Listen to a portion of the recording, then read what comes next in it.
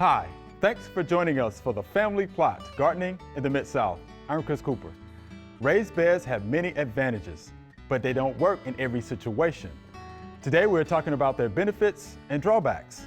Also, is your crepe myrtle covered with black stuff? Today we'll show you how to take care of it.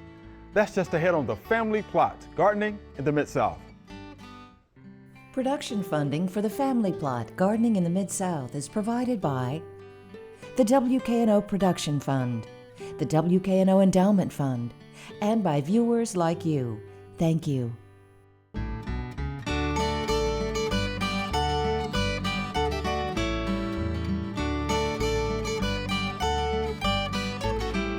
Welcome to the Family Plot. I'm Chris Cooper. Joining me today, Celeste Scott. Celeste is a horticulture specialist with UT Extension, and Mr. D will be joining me later. Celeste, always good to have you here. Thank you. I'm glad to be here. This is going to be fun. Yes. So let's talk about considerations for raised beds. Raised beds, everybody wants them now. They do. Can we help them out? Yes, we certainly can. All right. And so I'd say if you have any amount of space, we can make raised bed gardening or container gardening. That we've got some options for you as far as that goes. Good. Always my first consideration that I want people to think about is siting for these particular raised beds or containers. For the most part, if we're doing vegetable gardening, we pretty much want to focus on full sun site areas. So like 6 hours of light or more. Okay. Would be ideal.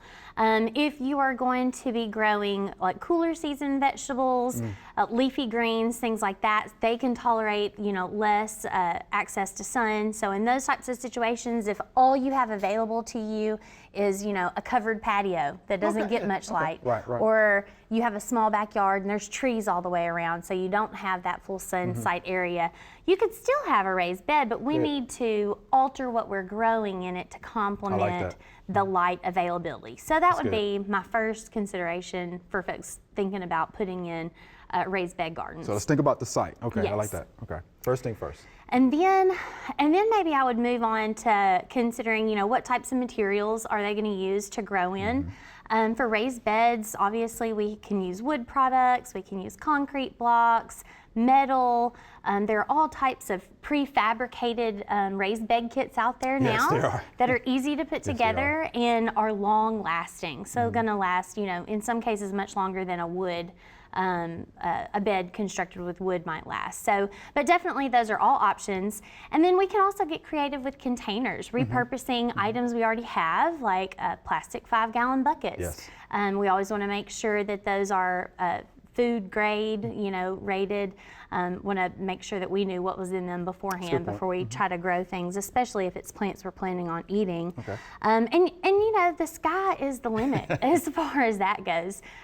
Metal stock tanks, farm tubs that feed, or protein supplements came in. I see a lot of people reusing objects like that for raised beds and or small container areas. So lots of options as far as what can we grow in. Okay. So before we go to the next step, right? What about the size of the raised bed? I mean, what would you think would be a good size? Yes. Right. So for raised beds, I really am going to suggest they be at least 12 inches deep. I really prefer them to be deeper than that if we can. I personally like around that 18-inch range, especially if you want to grow deep-rooted crops. Think tomatoes, peppers, those are really deep rooters and are going to benefit from having more soil volume to grow in. Versus many of your cool season crops. If all you have is a shallow raised bed, cool season leafy greens are typically shallowly rooted. So again, working with what you have available to you, I think is what's going to be the key there. I don't want anybody to think, well, my raised bed's only 9 inches deep, I guess I can't grow anything. Yes, you can. Yeah. We just got to find the right crop. Yes. Good. Okay, good. I'm glad you covered that. Okay, so what else should we think about? Well, so maybe drainage. Yes, that's going to be big. Drainage is so important. We need to make sure that we're providing adequate drainage in situations where we are either using containers that don't already have drainage, right? We need to make sure we puncture some holes in there if you're using buckets or, any kind of hard material on the bottom. But then I really want us to think about drainage even for our raised beds. Okay. So if we are putting those on top of an impervious surface, maybe you're installing raised bed on top of concrete or asphalt or something like that, we need to make sure there's a way for the water to get out of the bottom of those raised beds. So we discourage generally putting plastic on the bottom of your raised beds. You don't want to create that separation layer between whatever media you're filling your bed with and the native soil or whatever's underneath. That would just trap that moisture and create like a soupy, a soupy wet raised bed bowl. A tub. Yeah. So we definitely want to make sure we're always considering drainage so that water has a way to get away from that root zone. And then I feel like this kind of goes hand in hand when we're talking about drainage is the texture of the media that you're using to fill your raised bed with. Have you ever gotten a call from somebody who's like, man, we built this brand new raised bed and everything we planted in it is just turned yellow and it's not growing. Will you come look at it? And then we get out there and most times that media that they use to fill it has no ability to hold moisture. It's so porous. I've even seen them sometimes where it was just straight bark, like really chipped up. I think they bought the product, they called it like a soil conditioner or something like that, and they filled it with this product, but it's really just finely shredded bark. And that is not going to have the water holding capacity that your plants are going to need to sustain them. Nor the nutrients. Exactly, nor the nutrients. So again, with this requires a shift in mindset from growing traditionally in the ground where our soil has nutrients and minerals already present and available in it, versus raised bed gardening where we're the ones, we're filling that with media of our choice, right? And those medias do not have those nutrients in them. So whatever water, whatever nutrients that a raised bed is going to get has to come from us, right? Comes from us. So let's emphasize, again, native soil. So why is that important? Yes, definitely important because those native soils have that ability to hold water and to exchange nutrients, right, from the soil solution and make that available to the plant. And so we do have that in native soils. But I realize for a lot of people, they feel like they have poor native soil or they have maybe it's a high clay content and they can't turn the soil, or maybe their soil is too sandy. And so for many people, building raised beds is their solution to a difficult native soil. But I want people to understand that it's just a completely different science when you look at it from that perspective, conventional gardening in the ground versus raised bed gardening. So these products that we're using to fill our raised beds with, maybe they are peat-based, maybe they are think of products like Pro Mix or your typical garden potting mixes. Now they even have some specialty raised bed, garden mixes that have different combinations of things in it. And I'm really excited to see how y'all's research turns out with that. I am too. And since you mentioned that, so we're using different amendments. So talk about how important amendments are. Yes. So depending on the amendments that you use, so that's going to affect how much water holding capacity you have or how much porosity you have in that profile. So the ideal mix is going to be a mixture of all of those products, right? So from our native soils, we have this water holding capacity and nutrient exchange advantage. From those peat-based products, we have the ability to hold on to some moisture, and then including some larger texture organic matter we're making sure that we have filtration all the way through the profile. So I like a mixture of those things. I see. And that's why I think Yeah. that y'all's research plot out here is going to be so really neat, because we're going to see how the plants react to all those different steps and different degrees of mixes. Yeah, we can't wait to see what those results are going to be. So is there anything else we need to consider, as far as raised beds? Because we do know, I mean, they're going to warm up, a lot quicker. Yes, so your raised beds, those media, we'll use the term soils loosely, right? Some raised beds don't have any soils in them. They're completely soilless mixtures. But that is going to warm more quickly than the soil in the ground will. So that can give you, a little leg up on the season if you're doing veggie gardening, folks like that.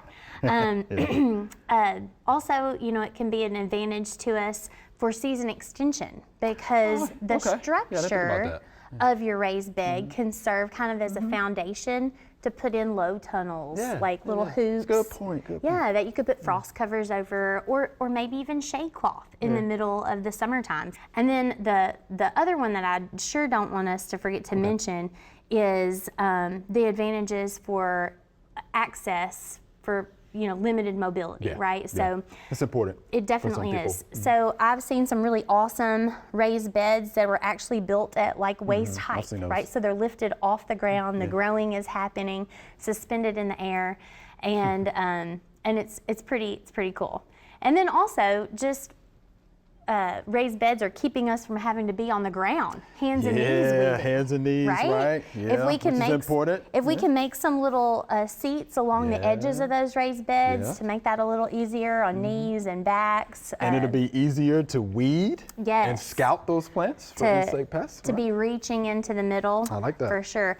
Right. And then little tip though. Okay, little tip. If accessibility and mobility is an issue for you, and one of the reasons why you want to have a raised bed, don't make them too wide, because think of all the stress it puts on your body to lean over into the middle. So we want the bed to be no wider than 2 of your arms, right? Okay. So you can reach easily to the center from one side, and you can go over to the other side and reach easily. Get in the, that's right. Get in the garden itself. That's right. I like that. So those are a couple things that I always just encourage people to think about and consider when they're trying to plan for utilizing raised beds or containers in their home gardens. Celeste, those are great considerations. So thank you much. We can tell you like those raised beds, don't you? Oh yeah, it's always fun. Thank you much. That was welcome. That was good.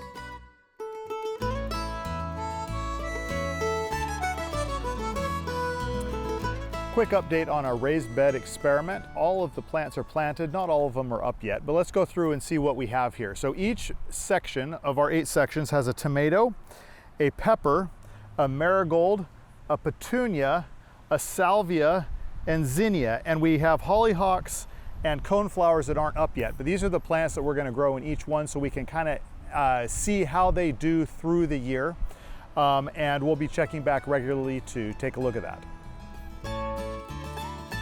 Well, here at WKNO, we have a problem with our crepe myrtles. Looks like we have the crepe myrtle bark scale.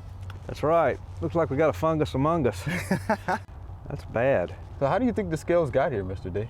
I don't know. These were first identified in Texas. Is that right? In the United States. So there's got to be some windborne activity. I know the males we know have wings and can fly, but the females are sessile. They can't move, so they couldn't have come in on their own. I think we probably helped them a little bit, don't you think? I think we helped them too, and I think birds may have also brought them over too. What do you think about that? Birds. Perhaps. But transporting plants around, we probably inadvertently move more critters and bad things than we really mean to. Right. And but that would make sense. Yeah. And I'll tell you what, there's some heavy infestations here in Shelby County. I mean, I've gotten calls from, Germantown, Bartlett, Midtown, Collierville, so they're pretty much all over the place now. In 1 year, I mean, it's a little over a year ago when you first discovered them in this area. Right.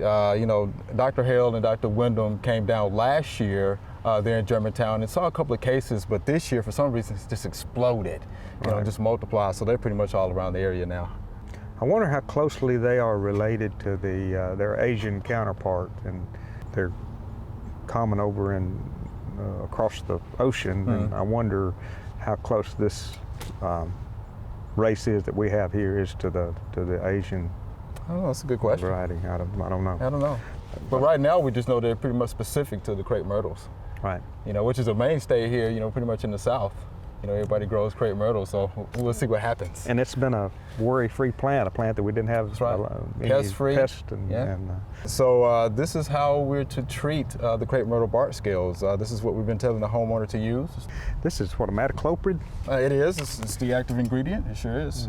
And of course, you know, our crepe myrtle is multi-trunk. So you have to make sure that you read and follow the label. We definitely want people to do that. And what we're going to do is we're going to measure the distance in inches around each tree trunk at about 4.5 feet. Okay. We're going to add together, and then we're going to multiply by 0.75, and that's going to give us the ounces that we add to a gallon of water. Okay. That's a lot more specific than, I don't guess that's that much more specific than a lot of pesticides, but it's kind of a different way of figuring out how much to apply, usually. Yeah. But yeah, make sure that you read and follow the label on that, okay? That's the law. All right, let's do that. All right, Mr. D, so we're gonna measure 4.5 feet up. Diameter breast height. All right, and then at that level, we're gonna measure in diameter the individual trunks, All okay? of these. It looks like we're going to have, what, 2, 4, 6, 8, 10, 11? 11 measurements. Okay. All right, let's start with the first one. And you're recording this, right? Yeah. Okay, see, that will be 5. Okay. Okay, this is gonna be a little bigger. Right here, and look at all the scales on here, though. My gosh. Man, it's covered up in the It's city coming up pretty mold. good. All right. Yeah, that's gonna be 5.5. Okay. You want to catch that? That right there. Come up here, bring it through right there. 6. Getting bigger. Yeah, getting pretty big. This one's a small one. Yeah. Yeah, there you go. It's 4. Okay. Looks like we're averaging around 5. Yeah, it looks so. You want to see if you can get those on that side? Yeah. Yeah, Trade. Right there.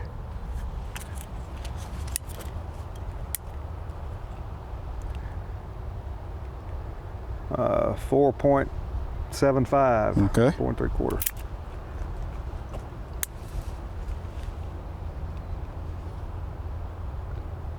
Looks like about 3.5. Yeah. 5. Okay. 6. 6. It's a big one. Like 3.5. Okay.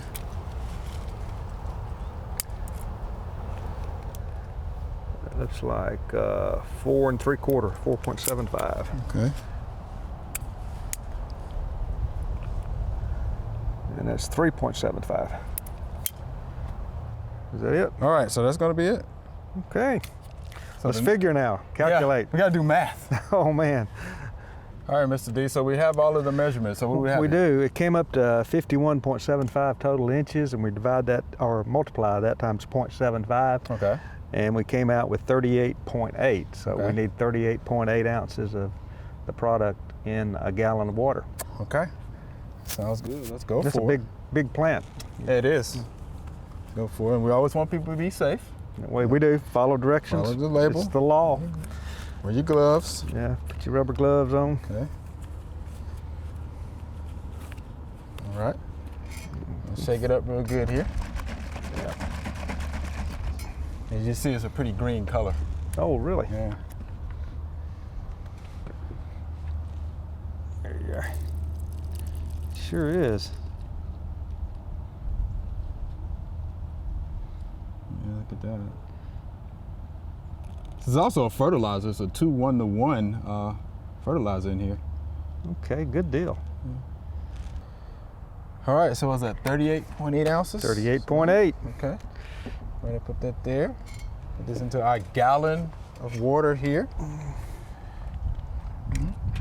That's turning No. green too. Yeah, look at that green color, I tell you. Okay, Think that's pretty good? I'll do the trick. Need to stir it up a bit. Yeah, stir it up there. Make sure we get it in a solution. Yeah. Well, do you just put it under the drip line pretty much, or all But up? you know, the label says get it as close, you know, As close to the trunk to as the you trunk can? as you possibly Okay. can. Okay, Again, we're following the label. that's all right. Close to the trunk as you possibly can. Okay. You got the gloves on. And we're gonna get this. All right, Mr. D. We're gonna go ahead and pour as close to the trunk as we possibly can here. Okay. Okay. And I'll just try to go around here.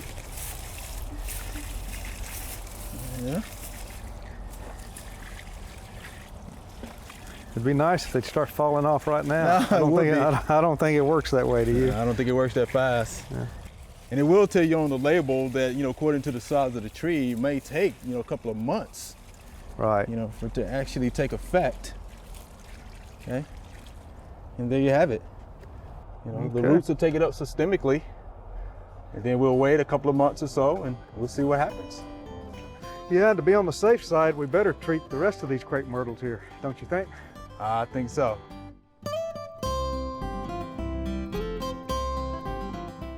These are zinnias, and zinnias can get up to 4 or 5 feet tall. There are some dwarf varieties that only get about 3 feet tall, and then there's some miniature varieties that are only 6 or 8 inches tall. They're landscaper series. But these are some of the taller ones, and they come in a large variety of colors that are really bright and vibrant. Most importantly, they have a flat surface on the flower, which butterflies like to land on.